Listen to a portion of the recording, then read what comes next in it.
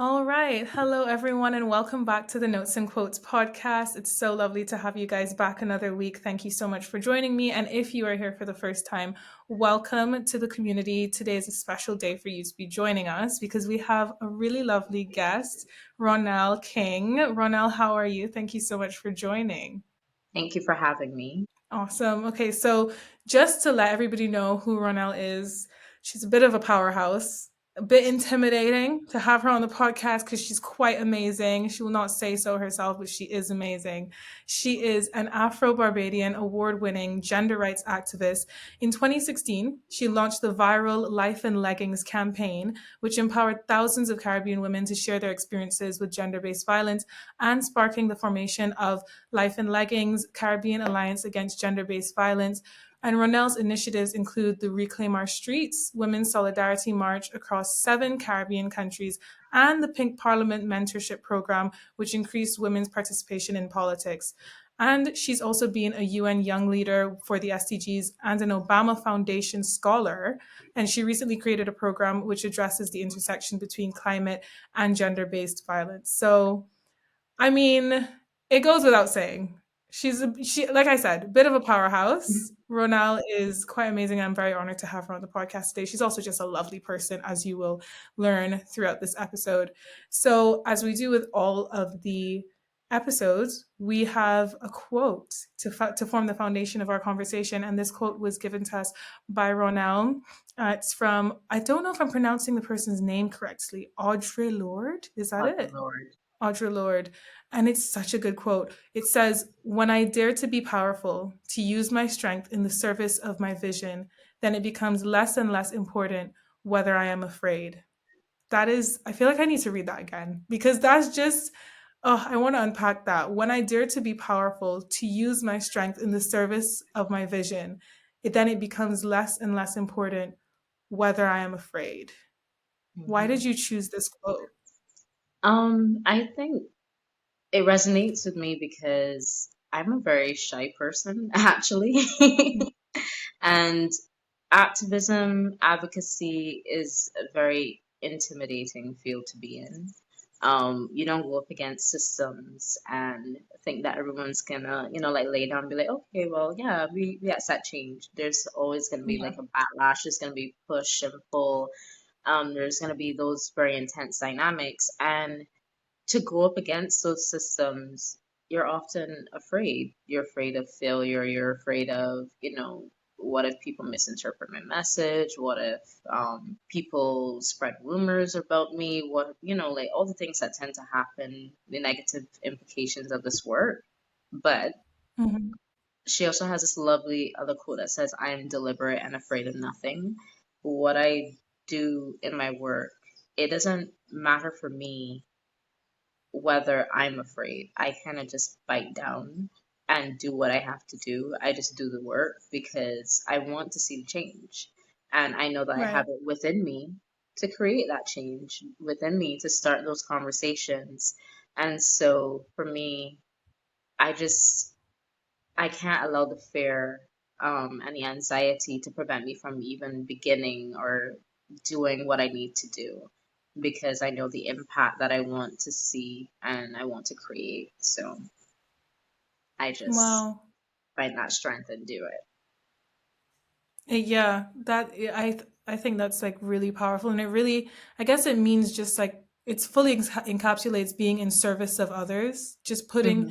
your own self and your own fare and everything to one side and deciding, you Hmm. know what, I am in service of my vision, as the quote says. Hmm. I'm there to be a catalyst for change, Hmm. and so And it this is doesn't matter bigger whether than I'm me. This afraid. isn't even about me. Exactly. Yeah. Yeah. So is that why you chose to create Life in Leggings, or was there more to your decision to create that? And just tell the audience a little bit about what Life in Leggings is. Okay. So Life in Leggings, that was started in 2016, November 24th Hmm. to be specific. This was a whole year before Me Too, and that provides a little bit of context. Yeah. So I started out of my own personal experiences as a survivor of gender-based violence, and I had this really horrible experience early in the year of almost being, kidnapped and going to the police, making a report and not getting any support, and just otherwise being, you know, dismissed. They were very Mm. nonchalant, and this is not just experience unique to me. And like most women, what I did was I internalized that and I kind of just got on with my day. Mm. I don't want to give people the impression that, like this thing was immediate. Like I just went straight to, create this hashtag and change came because everyone's experience is different. And I think Yeah. it's important to understand that with survivors, they do what they need to do in their own time when they find the strength in which, pursue justice for themselves. So pursuing justice may come immediately, may come a week later, may come months later, like it did in my case. Mm. And so what was happening at the time in November was all these conversations that were happening. Um, we had this one really brave woman who was talking about incestuous violence, being Mm. a child victim and not getting support from her family, how, when the police had gotten involved, she was intimidated by her family. And when the case was finally dropped, um, it was then made out, she was then made out to be a liar because she then dropped the case when that was not the reality. And all she wanted was for her, I believe it was her father, to acknowledge what he had done to her and to finally clear her name. That was what she wanted. That was justice for her at that point. And I found that to be so Mhm. brave. And people were kind of like opening up to what incestuous violence was like and the impacts, the implications on the lives of those who were affected. But they still treated it like an isolated incident. The Yeah. next thing was there was these conversations that were happening. There was this one blogger who was talking about, she was just so frustrated about how men were treating her, how they were hypersexualizing her to the point like she couldn't even walk the streets. Like sexual harassment is just so bad, and men don't understand that this is not a compliment, that, it makes her feel unsafe. And all these women were saying the exact same thing under her comment section, and men just were not getting it. They were spending all day like just being very dismissive and, just ignorant to the realities of women. Yeah. And for somebody like me, I related to um both. Not I've never experienced incestuous violence, but I had been um a survivor of sexual abuse. And I Mhm. understood in that moment what the issue was. We needed to have a national conversation on what Yeah. culture was, on how pervasive this issue actually is. And it had to be survivor focused, meaning that we needed to center survivors in these conversations. We need to show what statistics really look like because we threw statistics around, but they didn't really understand what 1 in 3 women meant. Mhm. And so I had this idea for a hashtag, Life in Leggings, heavy on alliteration, but also I felt that it was the symbolism was beautiful in that it was a conversation that was all inclusive, intersectional. It recognized that any woman in the symbolism fit, like babies, elderly women, Muslim women, sex workers. We all could identify these pair of leggings, that the symbolism is not exclusionary. We're all a part of this conversation. And so I posted my first experience using the hashtag, and I started to get some comments on the post. And after that, I kind of just like closed on my laptop, took a step back because I was like, what if Mhm. people kind of miss the point of what I'm trying to do? Um, Mhm. what if they don't understand? What if the same thing happens, like all the anxieties. When I opened back up my Yeah. laptop, I got all this solidarity from women, but most Mm. importantly, I started to see men, at least the men on my page, and the men who were friends with those men get it. Like they were Mm. saying, this was not just horrible, I'm so sorry that this happened to you. They were saying, like, men need to understand what you're saying. They're And saying, that's so powerful yeah, coming from other men as well. they were saying, I've heard women speak about their experiences, but I never truly understood what they were saying. Hmm. I didn't understand it was this bad for you. Yeah. And then you start to see like more men start to offer their input in that not only that they understood, they were listening. They wanted Hmm. women to tell them what their experiences were, and they wanted to listen because they wanted to do better. What do you think was different about this story? Like, what do you think made them get it this time around, as opposed to the other times where women would have said stuff and they just dismissed them? I think it was a combination of several things. It was that for them, after I shared, more women started. It was very organic. There was no instruction to use the hashtag. I think they just got what I was Yeah. trying to do and they replicated it. So they started sharing their own experiences. And for some of the men, it was women that they knew, women that they never knew had these experiences, women that they looked Yeah. up to, women that they admired, even women that, they may see otherwise and may not necessarily be friends with, then it started to make sense. They understood that if I'm being approached over and over and over unwanted attention, I'm gonna be snappy at you. I'm gonna be like, I just want to go through my day. I don't want this negative, unwanted attention. They didn't know that Yeah. if they came up to me and they just said something like, you look nice, they didn't know all the men before them that said lewd things towards me. Like, for example, we had in the march, there was this one woman, she had a placard of something that had been screamed at her, which was your pussy look fat. Those are like the really lewd things Insane. that women encounter.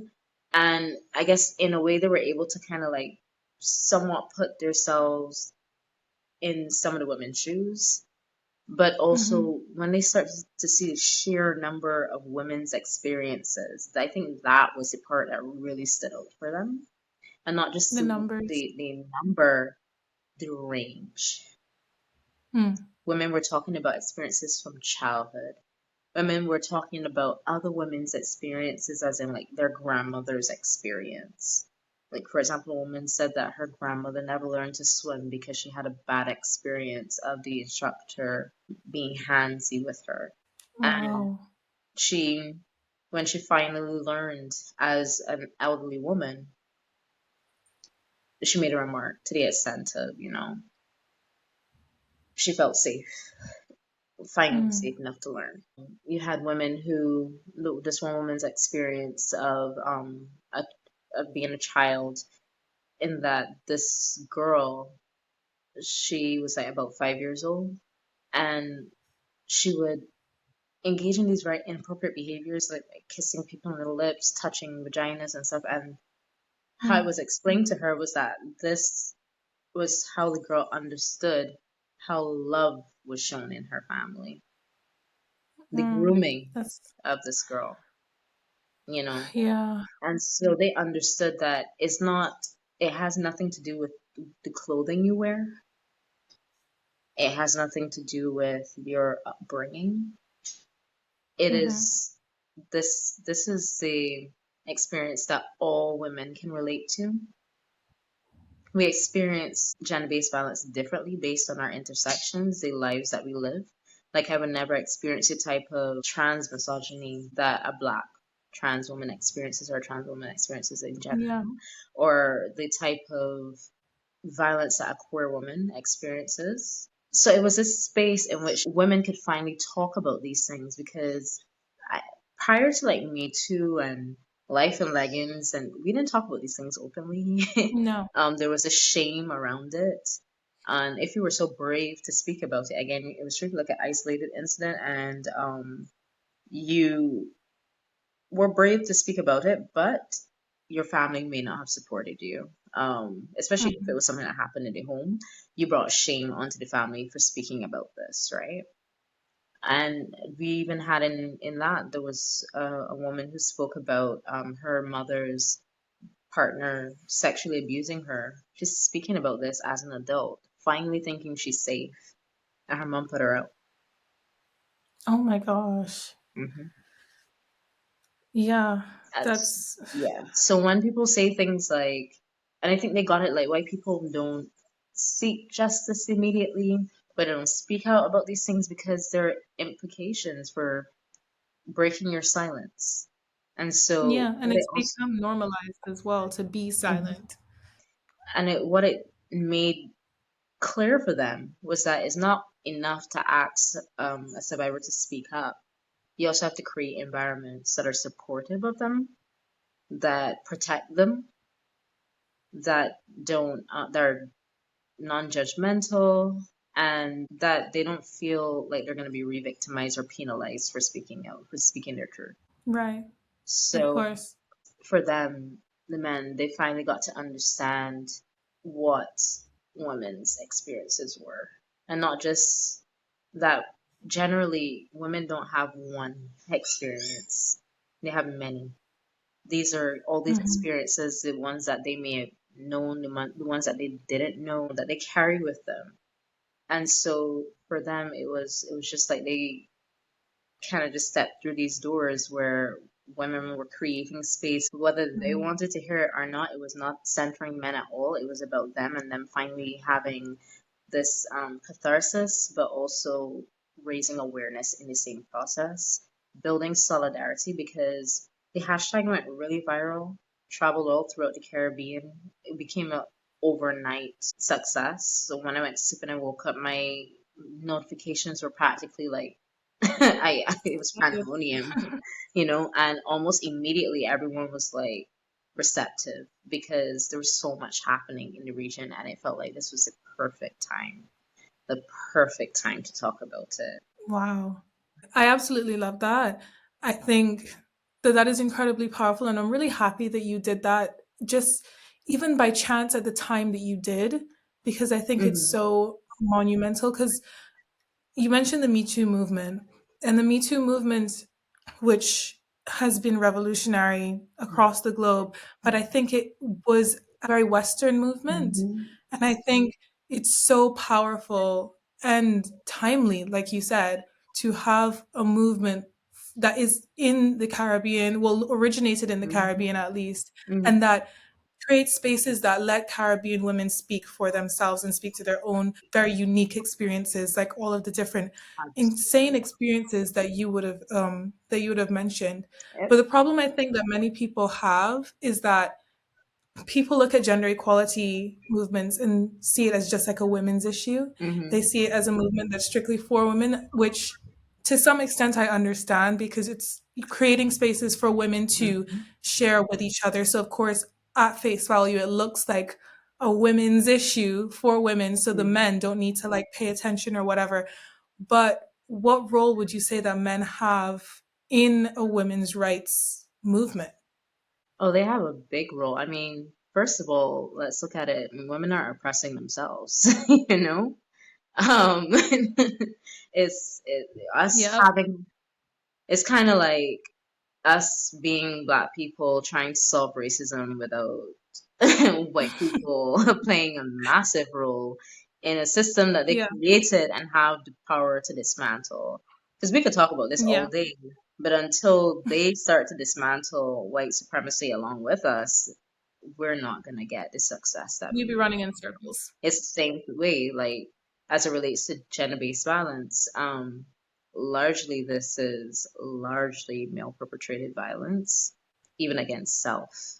When you look at violence against men, it's men largely perpetrating violence against men, you know? And so you need them to be in the room, but not looking at it from a perspective as a, I'm doing you a favor. Like I may not be part Yeah. of the problem, so therefore I must be part of the solution.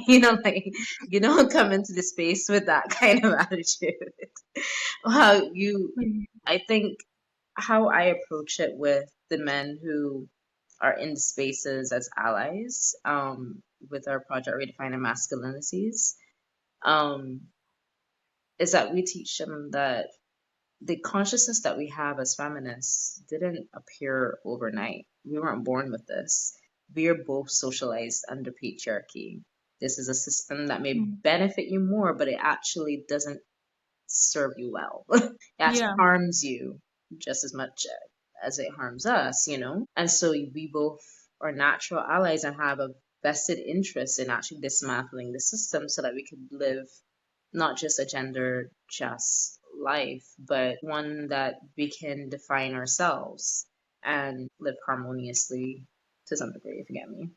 So, how I teach them is that I had to unlearn patriarchy and learn the consciousness that I have to be able to challenge the systems that are holding me down, that are my obstacles, that are denying me the ability to live a full life as a woman. Same thing, you have to unlearn this, unlearn all the patriarchy, and relearn healthier, more positive expressions of masculinity to be able to live a full life that, again, is free Mhm. from those obstacles. When you talk about, um, I'll give you an example.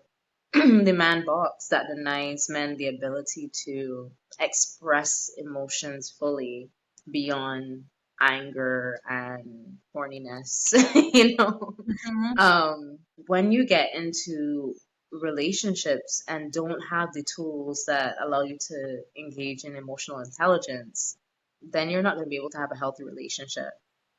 Yeah. And that when you get angry and you've not been taught to regulate your emotions, you're going to explode.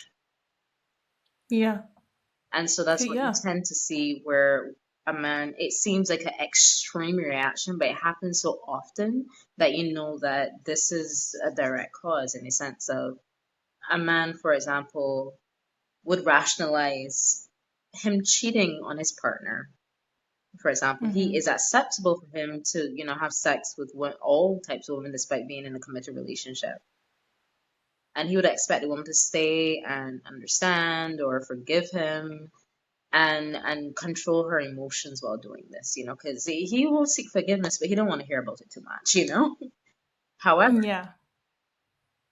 when it is flipped, when it could be the same relationship, in fact, he experiences being cheated on once, and the pain that he will experience will be so intense. He cannot cope. He does not have the tools to cope with such heartbreak, with such pain. He has not develop the tools to navigate those emotions and regulate those emotions. So therefore, he will implode or explode. He will drink or kill you, or do Mm. both. Kill you, then drink, Mhm. then kill himself. Yeah. And that is a reality in the Caribbean. And not even, you don't even have to have cheated on a man. He may just suspect you of cheating on him for Mhm. whatever reason. And that could be the outcome as well. Which is why you see high rates of male suicide. Again, not being able to regulate their emotions, not being able to reach beyond themselves and build community, the interpersonal skills that women are generally socialized to have. That is patriarchy's implications on men. And so again, Mhm. when they come into this work, they understand that they're not doing us a favor by, They're doing themselves a favor they're doing too. themselves a Well, favor not as too. well. They are doing it. It's just what they need to do. Exactly. So we're both working together to address this issue that is harming us both. Is robbing our Yeah. lives, is robbing yours too. They look differently because we experience lives differently as men and women, but Mhm. same issue. Yeah, absolutely. I think fundamentally it just comes down to education because honestly, there's such a huge amount of ignorance to the issue so Hmm. that men don't realize because they're so kind of like they have these blinders on that are Hmm. so thick that Hmm. they just do not even understand how gender rights or women's movements or gender justice can be something that relates to them, or that is something for them, and that the patriarchy is not serving them. Like it's just not something that Mm-hmm. even computes, because and it's in some ways not even fully we've been indoctrinated through our entire socialization to think that way. Mm-hmm. So to unlearn it is such a Mm-hmm. difficult process, which is why movements like this one, and which is why conversations like this are so incredibly important Mm-hmm. for all people to Mm-hmm. be involved in. Even an issue that they talk about the most, when you talk about men and you talk about issue as it relates to gender, there's always one issue they come up with, and it's about Mm. fatherhood and the Mm. courts being in favor of the woman and not Yes. necessarily automatically taking the side of the woman and not necessarily understanding the rights of the father, the man in that instance. And usually, I Hmm. have when I break it down for them, you can see like the indoctrination Hmm. kind of lifts, but also them understanding how they've gotten it wrong. So, for example, I say to Hmm. them, because they will understand the issue, but when you say patriarchy, they shut down because they Yeah. see It's like patriarchy. that word is they're allergic to They for some reason they assume it's kind of like when you say toxic masculinity, they hear all it. masculinity is toxic. I'm like, I never said that, you know. With patriarchy, they hear men are bad, and I'm like, but that's not what we're saying. It's the same thing like Hmm. white supremacy. It's a system, you know. No, Um, their air is closed. yeah, so I would explain to them our gender socialization, the gender norms and expectations. That is the root cause of all of these issues. That is the issue that you're having. It goes back to the same patriarchy. Men deciding the rules for both men and women, in that the responsibility of raising children should automatically be the woman's responsibility. Hmm. If you design a system that upholds that, of course, it's going to enforce that in a sense of women are going to automatically be seen as a primary or first instance caregiver because you have normalized that women Yeah. are natural caregivers, that men should only go to work, bring home the money to pay the bills, that they have no responsibility in the child's lives. You know, they don't have a Hmm. relationship with them. And when you see things like, for example, I don't know if you see reels on Instagram where you would have both parents there and they would ask the father, well, what's his child's birthday? What school, the name of the school, I the have name of the seen them. teacher, the child's best friend, and he can't list a single thing. And the mother could list off not only for her child but for all her children. She remembers Yeah. all these details, and he can't remember Yeah. one. And Sometimes probably her kids' friends as well. so, and sometimes the most ridiculous questions at your child's birthday, you can't remember, you weren't there, you know.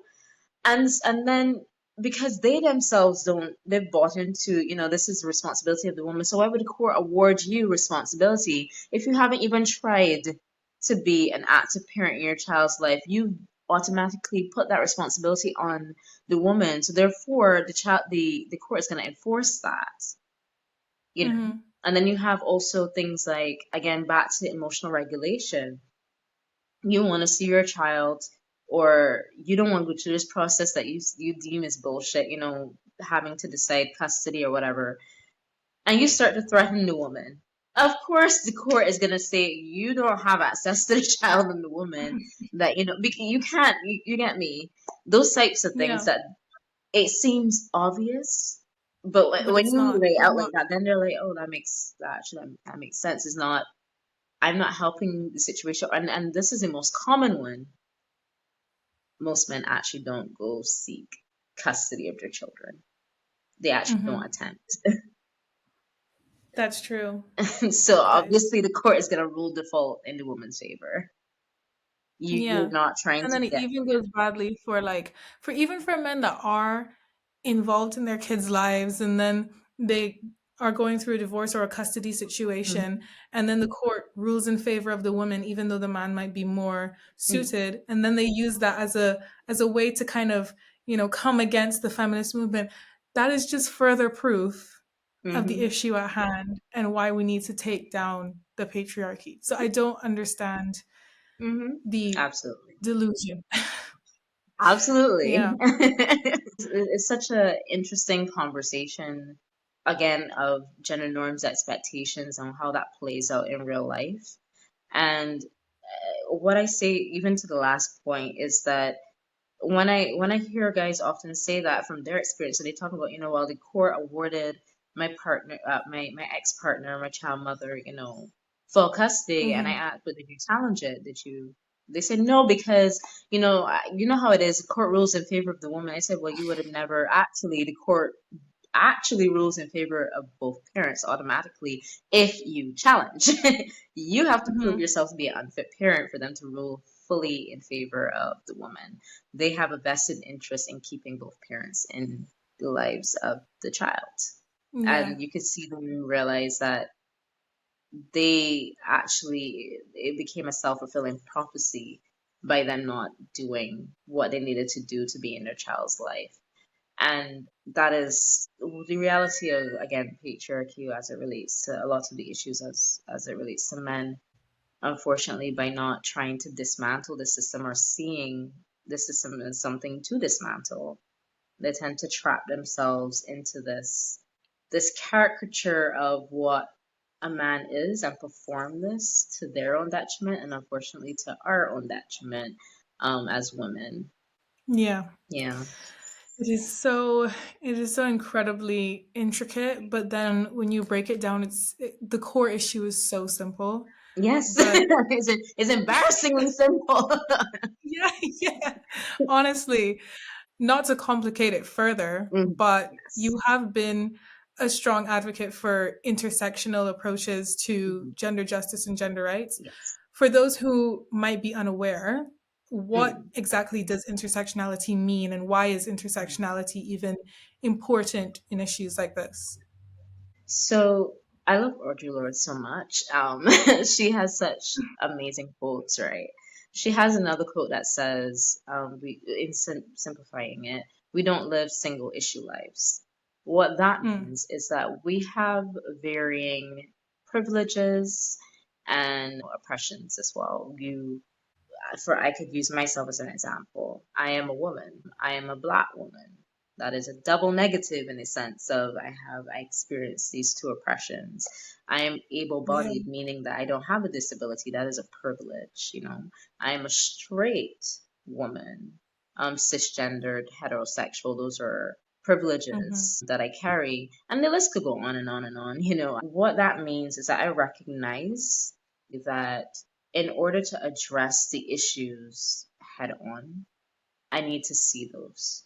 I Mm, can't apply a one size fits all solution to it. So, for example, intersectionality just recognizes those realities. Let's look at education in Barbados, for example. We talk about free education, we have free education that was implemented to cater to those who come from different socioeconomic backgrounds, who may not hmm. necessarily be able to afford education. It levels the playing field, meaning that you do not have to consider that at all. That is no longer an obstacle for you. You can benefit from it. Yeah. However, some people still have obstacles in the sense of, let's look at secondary education. Despite it being free and accessible for years, I remember going to school and there were peers who could not come to school and benefit the same way that I did. I had a middle class upbringing, whereas they were living way below the poverty line. They couldn't Hmm. eat, they didn't have money for bus fare to get to the school. And Mm, that's why the government, under the DLP administration, David Thompson, implemented free bus fare for students. Now, this is something you don't have to think about, whereas your counterparts don't have to think about a hungry stomach. yeah. Those policies recognize intersections, that not everybody is at the same place. And we have to level the playing field for everybody, but we have to implement different policies, different strategies, approaches to be able to get people there. And That is, feminism, yeah. intersectional feminism, basically, which is how I identify my feminism, is that I recognize that no woman lives a single issue life and that if we are to end, let's say, in my work, gender-based violence, I have to recognize how it affects each woman differently. What are the Mm-hmm. challenges they have? For example, a trans woman, I as a cisgender heterosexual woman, when I go and I make a report, I may not necessarily get the support that I want, but I know it's not because of transphobia. I know it's Yeah. because of just regular old misogyny, sexism, Yeah. not that in addition to transphobia, you know? Or, for example, being a woman with a disability. Imagine you being sexually abused as a woman who has a disability in terms of being not able to communicate effectively to someone who doesn't know sign language, who Mm-hmm. can't communicate with you. How are you going to be able to give a proper report? You know, how are they gonna be able to support you based on your oppressions if they don't Mm-hmm. accommodate for you? And so we advocate to make sure that you have the right to get justice, just the same way I am as an able-bodied woman, the same way as a cisgendered woman. But to be able to get justice for you, we have to recognize your oppression. We have to see that. It's almost like trying to tackle white supremacy, and the person who's assisting you is saying, "Well, I don't see color. I don't see race. How are you going to be able to to help Oh, me that's one of if my you are favorite ones. One ignoring of my if you're favorite ignoring what it's like to be a black woman, what being a black woman in a white environment is like? How can you help me if you don't know here. the first thing, or you don't identify or see my struggles? Yeah, that's Yeah. exactly why targeted solutions, I think, is probably the most important thing when you talk about intersectionality, when you talk about actually having Mhm. equity over equality. I remember when I first learned that, I think I was either in my first year of university or I was in secondary school, one of the two, but it Mhm. was like early on. And I always preached equality, like an equal playing field for Mhm. everybody, everyone standing at the same position. But if everyone's Mhm. standing, but the reality is everyone isn't standing at the same position. You're not all going to get to the finish line at the same time just Mhm. because you're all on the same playing field, because everybody is at very, very, very starkly Mhm. different starting points.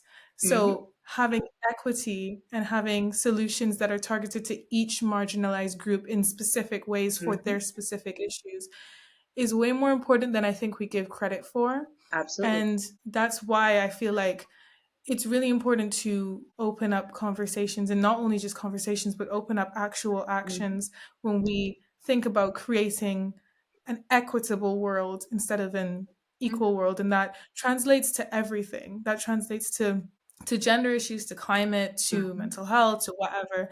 So what are the ways in which you think are best for us to do that, especially in the climate of the world that we're living in right now, in terms of like, I don't know, just everything. We're living in quite a wacky world at the moment. So, Woo. what are the best ways for us to kind of at least do our best to create an equitable world?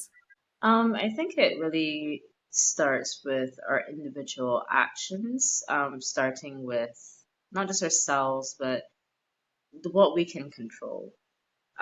Hmm. Is a lot to ask somebody to go out there and just change the world. Yeah, It's hard for me to do that, even though a lot of yeah, it is what I try to do. But you start small. You start with myself. I start with my community, and then I go outside of my community. And that could be simple things, things that you don't think about on a daily basis that means so much. So, like, for mm, example, inclusive language, so simple, doesn't hurt anybody, easy to learn, you know, but there's such major pushback against it. For what reason? I don't know. Well, I do know, but I just, there are things in which you can do to just make the world a better place, and it takes nothing off of you to just consider the other person, their realities. Like when we do these things on a daily basis and don't give ourselves credit for it, you know, we yeah, accommodate those who need those accommodations. We take those simple actions and it doesn't harm you, you know, it's not taking years off your life. It's a very simple and small thing. And you start to move outwards.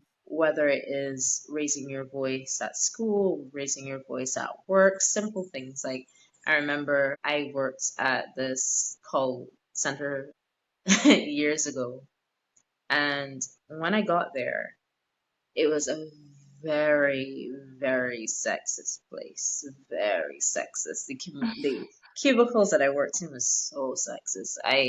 They used to make these really horrible like locker room jokes, and they just, I felt so uncomfortable working there. They used to talk about the Yeah. girls that they were having sex with, and in the Yeah. workplace, I'm pointing them out and just creating a really hostile environment I where I worked in just a didn't bar feel like that. It's comfortable. not a fun environment at Exactly. all.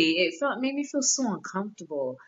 And I Hmm. just challenged them on it. Like I didn't need to, but I was firm in telling them that I didn't actually appreciate what they were doing. And I broke it down for Hmm. them. And initially, there was a pushback against it. But the more I kept Yeah. reinforcing it and reinforcing it, by the time I was done, they were not engaging in those behaviors anymore. They were, in fact, it was like, we used to call it like a revolving door, the people that used to come in and out because of how toxic the work environment was.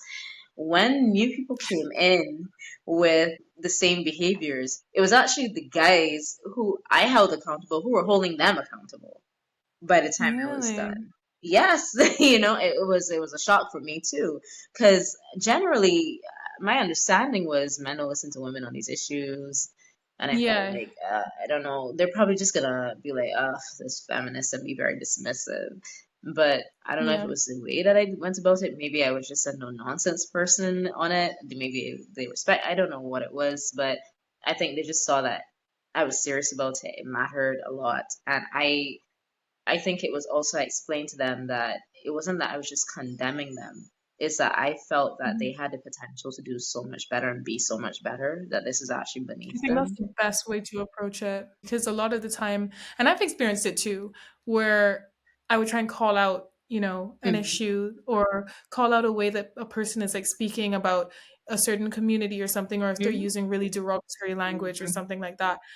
And you have to be really careful of the way that you do so Hmm. because it's so quick to get backlash. And most of the time like you said, the first time you do it, it's not like you're going to say it once and boom, you've changed the world and you've changed this person and Hmm. the world is better.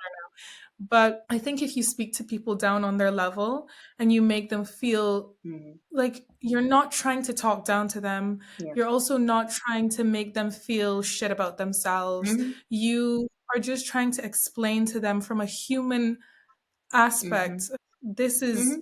why this is wrong. This is why you shouldn't speak like this. This is why you shouldn't, promote these harmful ideologies because it harms me or it harms this Hmm. community or this person in this way. And this is why it can help you as well.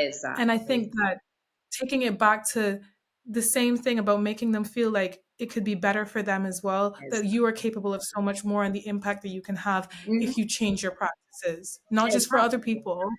People are fundamentally quite selfish. So not just for other people, but also for yourself, Hmm. Hmm. So Absolutely. I think, And I think also even making it relatable to them to some degree, and that's why knowledge of intersection is so important. When I when I have conversations with men, especially black men, oh, the intersectionality and it's so helpful. Those principles are so helpful to get them to understand gender. Because as it relates to black men, they have privilege as on the basis of being men, not necessarily on the basis of mhm, race. Whereas as black women, as I said earlier, we have that double negative of oppression. right. And so on the basis of race, they only see you as an ally on that. And so they assume that their experience is universal for you. They don't understand that as a woman, I have a different experience to them as men. And so explaining simple things like I remember I had a conversation with someone who was using very transphobic language because they Mm, were upset at pronouns for whatever reason. They made it seem like it was mhm, this thing that they had to learn. They couldn't figure out why they had to use they and them. That it just felt awkward. They Yeah. said, and I explained to them, I said, you use they and them all the time. You just don't want to use it in this Mhm. instance. And they said, what do you mean? I've never used they and them. I said, when you don't want your partner to know that you're talking about a woman, another woman, you all of a sudden can use very I am gender using. neutral language. You can say they and them talking about a single person. You understand that you is plural and singular at the same time, and you don't want someone to know the gender of who you're I'm referring using to. that explanation. I am But it's stealing that from you. but it's quite, I find it, all of a sudden you don't know how to use it when Yeah. someone's asked you to use it. I say if Yeah. you have nicknames, for example, that you prefer as opposed to your own name. I don't see a problem with your name. I tend when people give me their name, I tend to refer to them by their given name unless they say that this is their preferred name. Um, Right. and it's the same thing for a trans person. I've given you a name that I prefer to use. Why are you overthinking it? Why are you engaging in this power dynamic with a person that does not need to happen? And I hear this excuse of, well, I don't agree with it. Well, no one asked your permission. No one's asking your permission for anything. Like it doesn't matter if you agree with anything. There's still going to be Yeah. times if you agree or disagree with it. Let us not Yeah. make something much more complicated than it need be. Just use the name, just adopt it. It doesn't hurt Mhm. you, it doesn't take away. It costs nothing to be a decent human being. This That's what I'm means the saying. world to them, and it means very little to you. So why not just do it, It doesn't right? actually, in the grand scheme of things, it really doesn't impact your life at At all. all. Or And it's fundamentally just about respect, it is. It you know? is simply about that. And literally no bearing Yeah. on your life whatsoever. Your sensibilities are upset. You've riled yourself up over something that you've centered yourself in that has nothing to do with you. Let it go. And focus on actual things that affect you, like the cost of living and all those things. Like, focus on those Please, things. there's so many other bigger So, issues trust at me that stake for we you could to use your anger tackle. for actual issues, Yes. nothing to do Yes. with how someone else chooses or how someone lives their life. That again has no bearing on how you live your own. That doesn't affect you in any way whatsoever. Mhm. I so agree. And it's honestly so refreshing to hear this from somebody because I feel like I've had the exact same conversations that you're having Hmm. with other people throughout my entire life. Just the same pronoun rejection conversations, the same, like, Hmm. same sex marriages and all these different things. And it's just like, ugh, it's so hard to explain to people sometimes. Yeah. So, yeah, How I'm they stealing tend some of those how people explanations. tend to get it is like I said, when you relate it to an intersection of theirs, this may seem extreme, Yeah. but again, intersection, all oppressions are connected and intersect. That's why it's called intersectionality. So, for example, when we talk about trans people, trans language, trans inclusive language, for example, a black male friend that I had, and he was saying that he just didn't understand why people were forcing him to do this. And I was like, okay, all right. Forcing him to use this inclusive language. That it didn't, it Mm. wasn't all this complicated. That, they had terms like hermaphrodite, now it's intersex. Like, and I was like, okay, you remember I see you're speaking from a place of privilege because this is not a Yeah. reality that you have to navigate. It doesn't mean that much to you. So you can, of course, throw your hands up and be like, oh, they're forcing me to do this. But I said, remember, you didn't have all these privileges at one point. You're privileged because people fought to have this argument so that you didn't have to think about these things. Like your ancestors had to negotiate, and not even so far back. Your parents or grandparents in some countries, or even our own, at one point, Black people were referred to as Negroes. And that is Mhm. not a term that you respond to nicely upon hearing someone refer to you as a Negro. You would look at them like, what kind of racist, backwards term is that? You would prefer to be Yeah. called a black person or, of African descent or Afro-Barbadian, Mhm. whichever term you choose or prefer to be referred to. It's the same Mhm. way. These people have been oppressed and they're choosing language that defines them, that they relate to. And they have that right the same way that you have that right. They Mm. tend to get it then. I love the way you explain things. And I'm gonna use that explanation breakdown next time because there have been times where I've had the conversations and it just doesn't click and I just have to accept the difference and Mhm. kind of go on about my life because I couldn't, convince that person because I think probably I wasn't explaining it to them in a way that they can relate to, which It is takes just a practice. lot clearer and a lot more has a bigger impact when It you takes do that. practice. I had someone say to me once, "You are so patient." I said, "No, I'm pissed," but I can recognize that that is not helpful. Flying off the handle and calling someone, "Oh my God, you're so transphobic," like that is not helpful. And it They takes just get practice, defensive. and also I chosen to engage in a conversation because I Mhm. recognize my privilege, and that a person who is, for example, trans and who's received this backlash, and who's experienced transphobia, like they have a right to be upset and not be as patient explaining it to you because they navigate this on a daily basis. So I could use my Mhm. privilege and take my time to explain it to you as an ally should. Yeah. And I honestly, I hate that I have barely I've there's so many other questions that I wanted to ask you. Like genuinely, I had a full because I sent you some. I had a full list of questions, but we have hit our time. What So it sounds like is that unfortunately, there should be a part two. there should be a part two because how I feel like we've only scratched the surface of the conversation and there's just so much to unpack, There's but so this much. has been brilliant. Thank you so much, Ronelle. I'm going to hand over to you to see if you have any last words for our Um, audience. I guess my last words kind of go back to the quote that I would have submitted.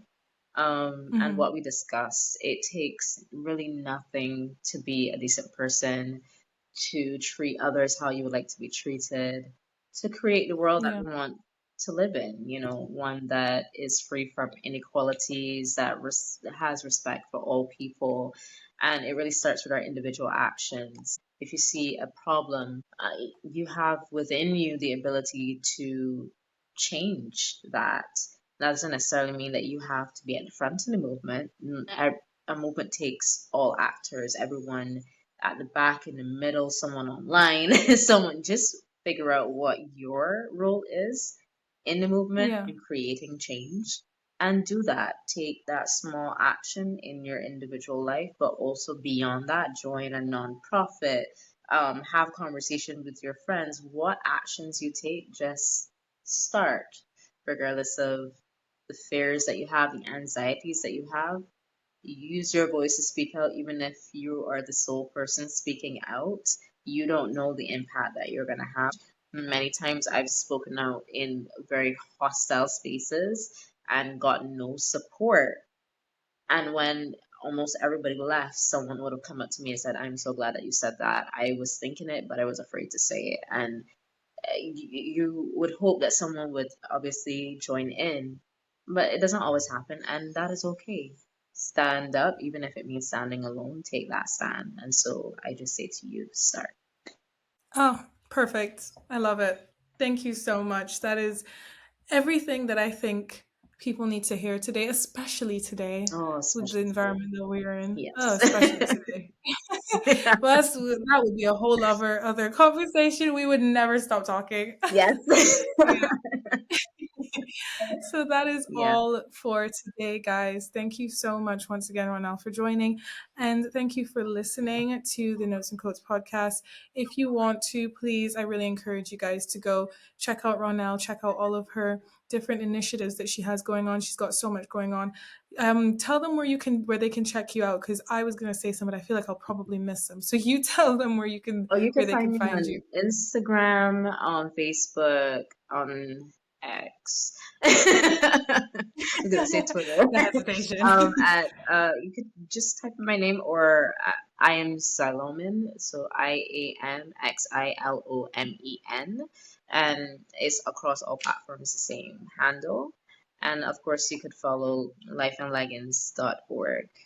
Amazing. And I will link all of it in the show notes so people can have easy access to everything so they can follow and learn some more.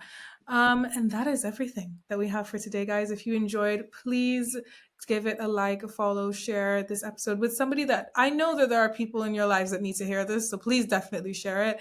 And if you want more of the Notes and Quotes podcast, you can check out our socials, which would be on Instagram, LinkedIn, TikTok, and YouTube for this video if you're watching. And that is all. We will see you again next Tuesday. Bye, guys.